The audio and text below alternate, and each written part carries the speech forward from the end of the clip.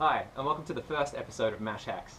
My name is Ben Cull, and today we're going to be doing a double brew day. We're going to be doing 20 litres of an English IPA, and we're going to be doing 40 litres of a James Squire Hop Thief clone. It's going to be a big day, so let's get into it.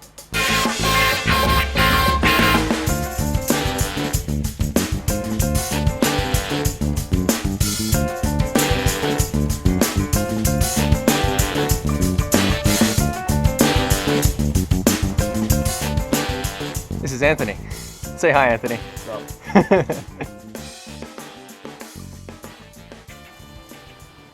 Okay, this is the rig we're going to be using today. As you can see, we've got both a, what are these, 70 litre pots? We have a 7 litre pot here for the 40 litre batch. We've got our 38 litre cooler as a mash tun for the 40 litre batch. And here we've got, what is it, like a 50 litre pot. It's for the 20 litre batch, and we've actually got a smaller pot that goes inside it. This is a single vessel style setup. Okay. Slowly getting there. Not really too much of a rush though. Alright, do you want to describe what we've got going on in this pot? Alright, at the moment we've just got a homemade water filter. I got these off eBay. I got a 5-pack for $30. Excellent. And then 1/4-inch threaded hose connection on this end. Can you move your hand so you can see it? There we go. So a 1/4-inch hose connection on this end and a 1/4-inch flow restrictor on this end, so I can slow it down or speed it up. Let's just take a look at that. Yep. Yep, so it's just to filter a bit of the chlorine out of the water. Right, so this is a carbon filter, isn't it? Yes, it is. Correct. Awesome.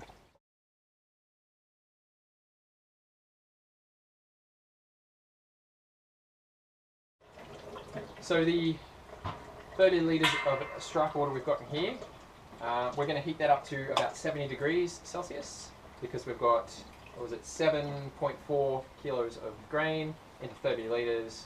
Grain's about 25 degrees.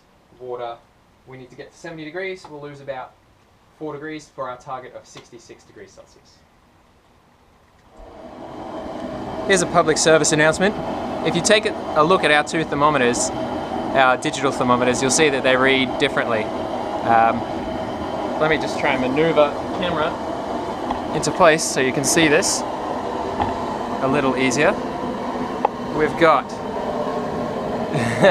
57 degrees on our, or 58 now, on our food thermometer, and we happen to know that this is too high from other experiments we've done, but we've got 52 degrees on the one we trust. So this is correct, 52 degrees, which makes this one about 6 degrees too high, which is about where we know it to be. But at least we know reliably that it's 6 degrees too high. But just a bit of a service announcement, always check your thermometers against like a glass thermometer or something that you can know and trust. Okay, there you go. We checked the digital one down the bottom. Okie doke, we are now at 77 degrees. I'm not sure if you can see that from there. Given that this thermometer is 6 degrees too high, that makes it 71. I actually want 70, maybe 69, because I'm going to bring it down to about 64. So I'm going to transfer this water into here. It should hopefully lose a degree in that process, and then we'll add the grain.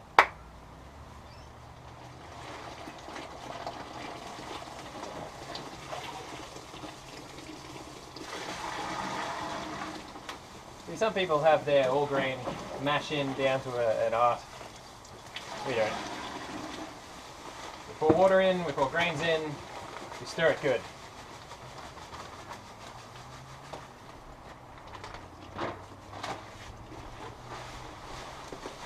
Give it a stir while this is going in there so it doesn't go up too much.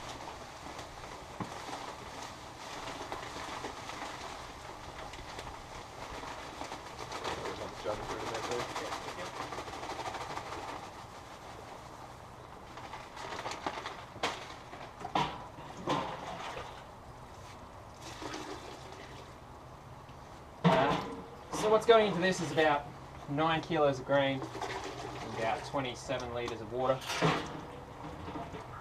Really, it's just as much water as we can fit in, because that's pretty much the largest amount of grain we can fit into this cooler.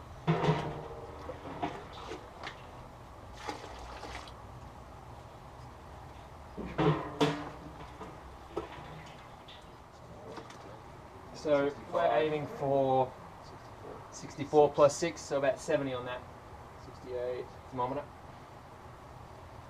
68 degrees, 69.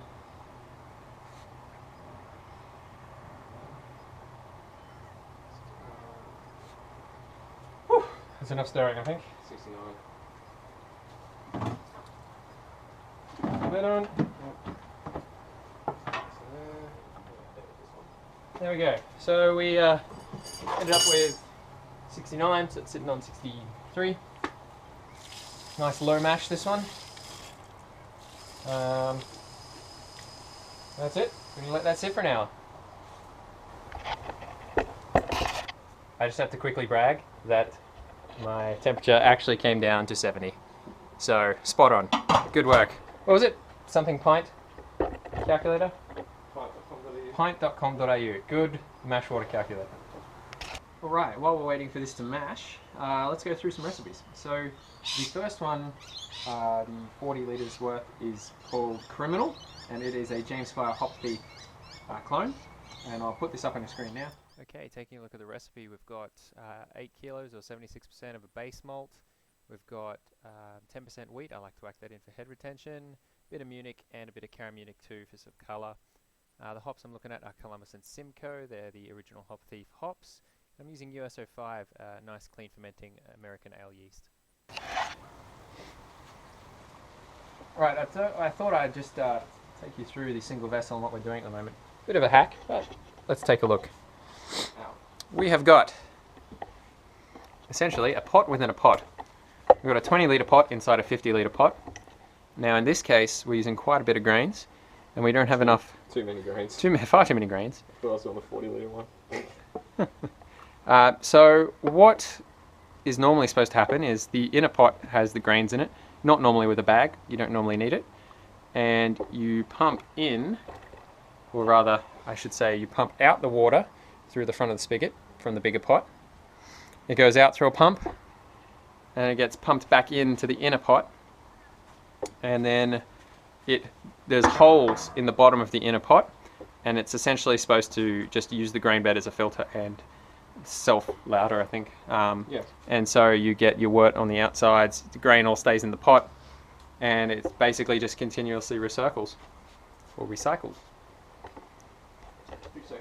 Recirculates, there you go. So we have too much grain, so what's happening instead is not enough water is escaping through the bottom of the pot, the inner pot that is, and so it's rising up over the top. So we're using a bag, brewing a bag, and we've just tied it at the top here, pump water through into the bag, let it rise up. So you can see at the moment actually enough is getting out the bottom that it's holding its level quite well. But the idea is that it can bubble up and over the sides, and that's okay. We're keeping the grain inside the bag. And we'll let that recirculate for an hour. We've got a PID controller down the bottom there. Oh, Zig, move yourself. PID controller down the bottom there, keeping it at temperature, so we're at 65.8, and we're chasing 66 degrees, so that's spot on. Okay, so now we've let this mash for an hour. It's pretty much held its temperature. It lost a degree over this hour. What we're going to do now is, which one's which? Is it louder than Vorloff, or is it Vorloff then louder? I can't remember. I can never remember. We're going to do the one where you get the wort nice and clear. I think it's louder. The mash tangerine thing. Just do it. Oh, I'm terrible with terms. Yeah. So essentially what we do is we pull it out nice and slow. And it's going to be full of chunks and bits and stuff like that. Stirring it at the start would have done that. And what we're trying to achieve is to compact the grain bed down, and the grain bed acts as a filter, and eventually this wort here goes nice and clear. And we're just going to fill up maybe 2 to 4 litres, probably tip that back in, do another runnings and see how that goes. And once that's nice and clear, we're going to tip this into our boil kettle. Right, so here we are. If you look down here, I don't know how well you can see this, but you can see lots of grains and bits and pieces floating around. So we're at 2 litres there, so we'll probably, I don't know, bring it up a bit more. If you have a look at the runnings here, it's looking pretty clear. We'll probably give it another run through. Alright, so what we're going to do now is tip the wort we just had back over the top. Now the idea here is that you don't want to muck up the grain bed now that you've let it settle. So you're supposed to let this Yeah, disperse the wort, you know, sort of as evenly over the top of this as you can get it. Top third should only be the one. You should leave the bottom 2/3 undisturbed. What's that, Zig? You should only leave the bottom 2/3 undisturbed, so only disturb the top third of it. And you can see all the grain that's sort of coming out in that. So we'll give this a quick rinse and then we'll do another running to see how we go. So slowly to start. If you have a look,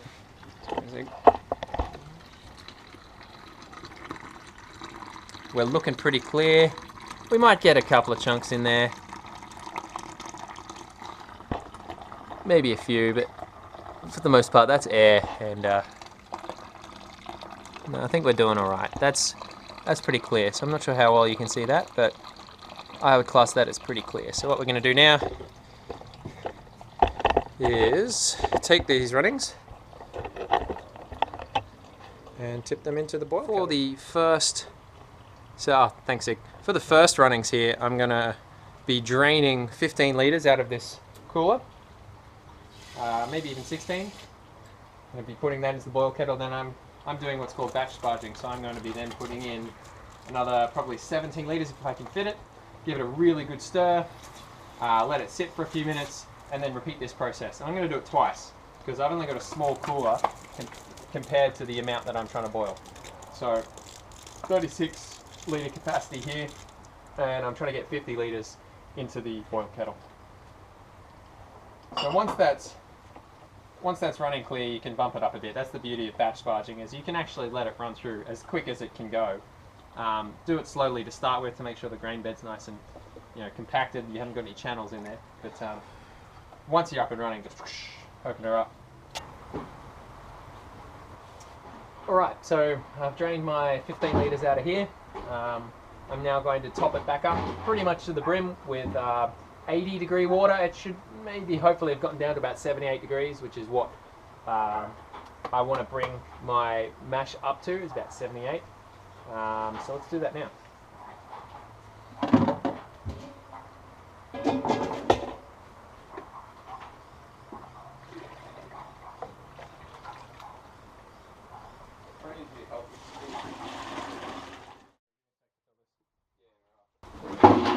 So I'm going to raise the temp to 72. You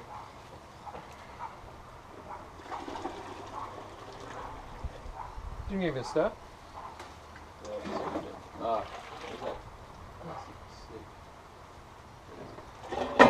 What's the big one doing? It's holding the pot open. Ah. I don't want to take it out. It's there and it's working. So this one works pretty well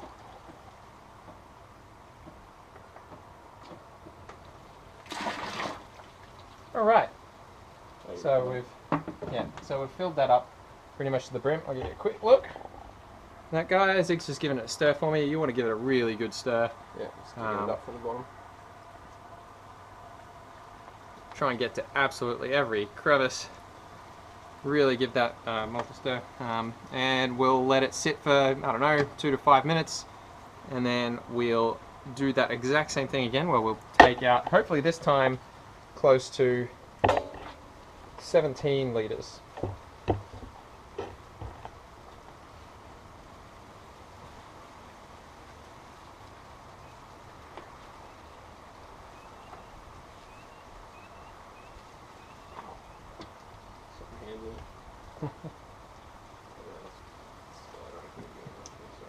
Right, same thing again. So I'm going to basically recirculate until the wort runs clear. I'm going to then take 17 litres, tip it in the pot. I'm going to do that another time again. So I'm going to fill it up, let it recirculate, put it into the pot. I'm going to get 50 litres by the end of this, and we'll come back then. Alright, so after extracting all of the wort from my mash tun, I took a gravity reading and it went to 1.044. I'm going to calculate the efficiency afterwards and probably give you another update after the brew day. But now what I'm doing is waiting for my kettle to come up to a boil. I'll zoom in and let you see that in a second.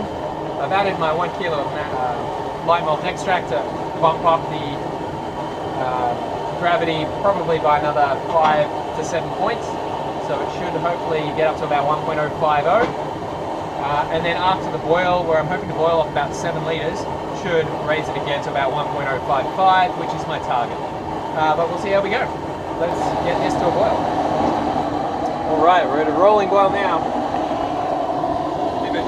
Here it is. I might even need to tone it down for a second so it doesn't boil over. But we are logging it. Thank you. That's the hot break on top there. But yes, we've definitely achieved a vigorous boil now. Might even be able to turn it down. I'm going to wait for this to subside, but basically the 60-minute boil timer starts now. Alright, there we go. We've got it down to just about where I like a rolling boil to be. I don't know if you can see very well. It's quite vigorous, but I mean, I've turned down the heat now, and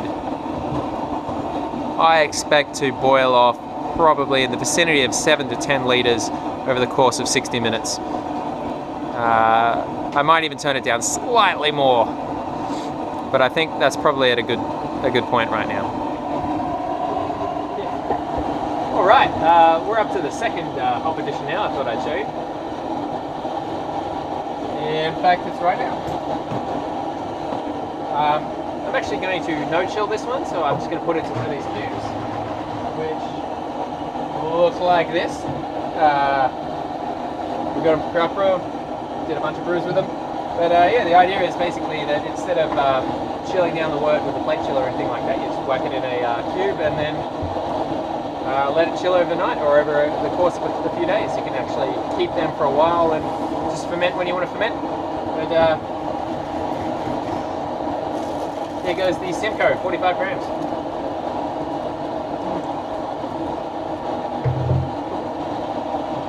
Woo! Smells good. Zig's brew has just finished. I'm not sure if you can see it in the background there, but the single vessel one is done. It smells and tastes delicious. And I think he's going to cube it up now. Alright, so what we're doing here is we're at a no-chill Zig's brew. Hopefully you can see all of that, but essentially we are coming out the spigot and going straight into a cube.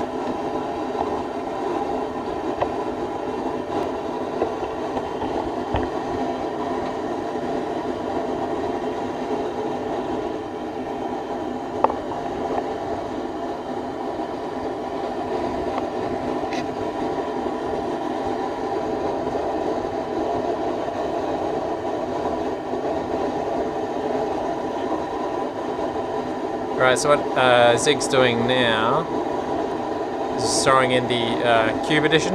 So this is similar to like a flame out edition of hops. Do you want me to hold that? Yeah.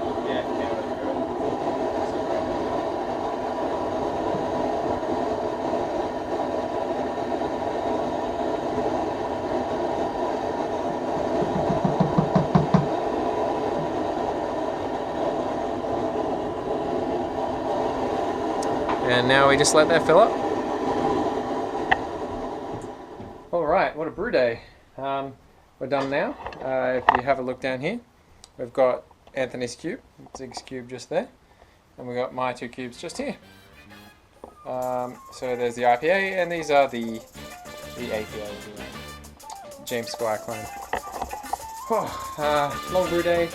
We're going to pack up now, but it was really good. I'll catch you guys later. Cheers.